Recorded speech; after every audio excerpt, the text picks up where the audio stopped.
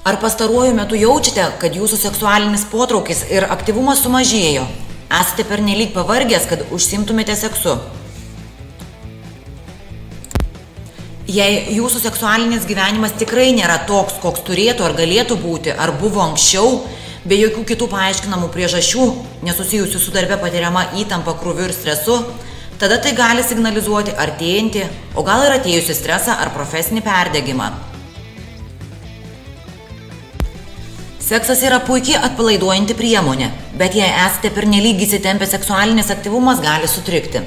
Sveikas seksualinis gyvenimas yra svarbus, todėl išmokite jį išlaikyti, net ir patirdami stresą. Taigi, kaip tarpusavyje yra susijęs seksas ir stresas? Dauguma iš patirties žinome ir jaučiame, kad ypač stresinės ir įtemptos savaitės slopina mūsų lytinį potraukį. Nors stresas turi įtakos sumažėjusiam libido, reikia nepamiršti, kad seksas gali būti puikiai nusiraminimo priemonė. Tikriausiai ir patys žinote jo kelius, kuriuos sakote, matydami nuolat įsitempusi ir nervingą direktorių ir bandydami identifikuoti, kokie jo poreikiai yra nepatenkinti. Bet ar kada nors susimąstėte, kiek tiesos yra tame, kad sveikas lytinis gyvenimas padeda kovoti su stresu bei įtampa? Arizonos valstijos universiteto atliktas tyrimas su vidutinio amžiaus moterimis atskleidė, kad fiziniai santykiai su partneriu turėjo žymų poveikį gerai nuotaikai ir mažesniam stresui. Seksas ir fizinis intymumas padėjo moterims geriau jaustis, patirti mažiau streso ir kitą dieną jos būdavo geresnės nuotaikos. Beje, šie rezultatai nebuvo pastebėti, kai moteris patirdavo orgazmą savarankiškai, tai yra be partnerio. Tas pats Arizonos valstijos universiteto atliktas tyrimas atskleidė, kad gera nuotaika lemia ir didesnė fizinės meilės ir seksualinių santykių su partneriu tikimybė kitą dieną. Tai įrodo, kad sekso ir streso valdymo ryšys yra abipusis. Seksas gali sumažinti stresą ir įtampą bei pagerinti nuotaiką. O savo ruožtu mažesnis stresas padidina fizinių santykių tikimybę. Kitas tyrimas nagrinėjo dalyvių kraujo spaudimą kaip atsaką į stresą viešojo kalbėjimo metu ar sprendžiant sudėtingas matematikos užduotis. Tai yra nagrinėjo situacijas dažnai sukeliančias stresą. Nustatyta, kad dalyviai, neseniai turėję lytinių santykių, pasižymėjo mažesniu kraujo spaudimu. Arba kraujo spaudimas stresinių situacijų metu padidėdavo mažiau. Šie rezultatai rodo, kad lytiniai santykiai didina atsparumą stresui sudėtingų situacijų metu. Kitas tyrimas nagrinėjo moterų širdies ritmą ir kortizolio koncentraciją kaip atsako į stresą priemonę. Tyrimo rezultatai atskleidė, kad moteris, neseniai turėjusios teigiamą fizinį suartėjimą, pasižymėjo geresniu atsparumu stresui. Tuo tarpu emocinė parama neturėjo tokio poveikio atsakui į stresą, kaip malonūs lytiniai santykiai. Įvairūs tyrimai taip pat įrodė, jog vyrai 2-3 kartus per savaitę patiriantis orgazmą gyvena ilgiau. Teigiamas poveikis moterų sveikatai taip pat nustatytas, tačiau jis netoks žymus kaip vyrų atveju. Mokslininkai taip pat ištyrė, jog orgazmų galima išgydyti įprastą galvos skausmą. Šis gydymo būdas veikia žymiai greičiau nei vaistai nuo skausmo.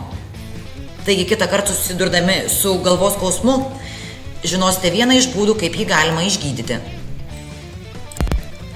Moksliniais tyrimais įrodyta, kad orgazmo dėka tampame laimingesni ir sveikesni, patiriame mažiau streso, geriau miegame ir žinoma atrodome laimingi. Kiekvieną kartą patiriant orgazmą išsiskiria hormonai, kurie atkuria smegenų, kūno ir organizmo ląsteles. Amerikos depresijos ir nerimo asociacijos tyrimai rodo, kad beveik 7 milijonai suaugusiųjų kamuoja nerimo sutrikimai, o moteris jie kamuoja 2 kartus dažniau nei vyrus. Ir nors seksas neišgydo nerimo ligų, tačiau orgazmas gali mums padėti pasiekti ramesnę smegenų būseną. Mums pasiekus fizinį malonumą, kūnas atsipalaiduoja, organizmas prisipildo dopamino ir serotonino. Tai yra tos pačios medžiagos, kurių yra vaistų skiriamų nuo depresijos sudėtyje. Tyrimai rodo, jog aktyvaus seksualinio gyvenimo dėka išskiriamas oksitocinas ir geros savijautos endorfinai. Meilės ir laimės hormonas oksitocinas ne tik sustiprina mūsų emocinį ryšį su kitais, Žmogus patyręs oksitocino poveikį, kuriam laikui tampa labiau pasitikintis, nuoširdesnis, dosnesnis. Taigi seksas ne tik suartina su partneriu, bet ir skatina geriau elgtis su aplinkiniais.